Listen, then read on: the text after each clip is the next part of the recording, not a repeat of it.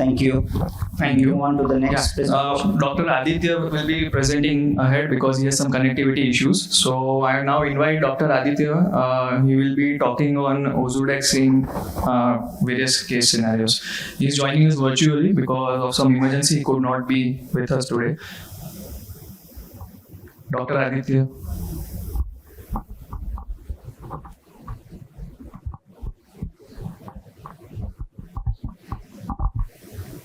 You are not audible.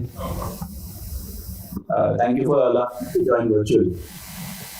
So without further ado, let me just go on to. So I've just picked, in the interest of time, I've only picked 2 or 3 cases. I hope to have a fruitful discussion because the continued debate of anti-VEGF first versus steroid first is something that can be addressed today in the presence of such an august audience.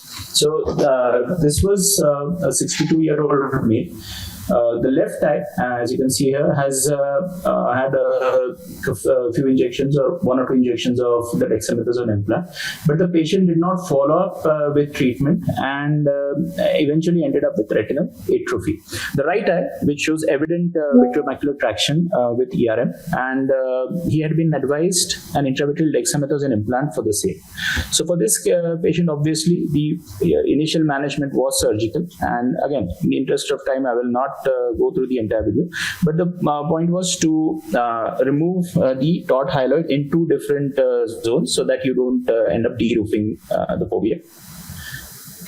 And eventually, we purportedly, or let's say deliberately or intentionally did not touch the ERM because there was no tangential traction.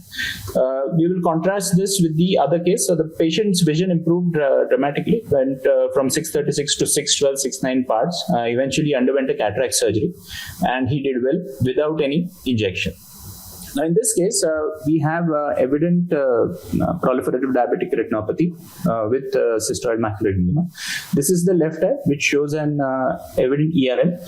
In this case, unlike the first, we will see that there is tangential traction. So here again, the initial management was surgical. We removed the ERM, but there was persistent edema 3 months after surgery as well. So at this point in time, we chose to give the patient a dexamethasone implant, and to good effect. The foveal contour was not restored in toto, but there was resolution of the intraretinal and subretinal fluid. I understand that there are residents here, so I just wanted to show the technique of injection of the implant. So you go in, bevel down 3 to 3.5 millimeters from the limbus, and then release. Just dab this, and in case this has been combined with a cataract surgery, the viscoelastic is removed afterwards. The second case is how not to inject the dexamethasone implant. So first we will see, and this is again combined with the cataract surgery, not too uncommon scenario these days. So here you see the surgeon is removing the viscoelastic prior to the injection. And then he goes in, as you will see, bevel up, not facing the optic nerve, enters near horizontal, and injects the implant in the back. So now we have a situation where we have an implanted lens with the front.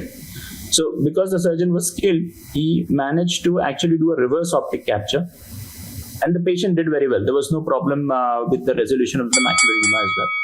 But this is how it is. So as you can see, there's a stable IOL with the implant still working, although it was in the back.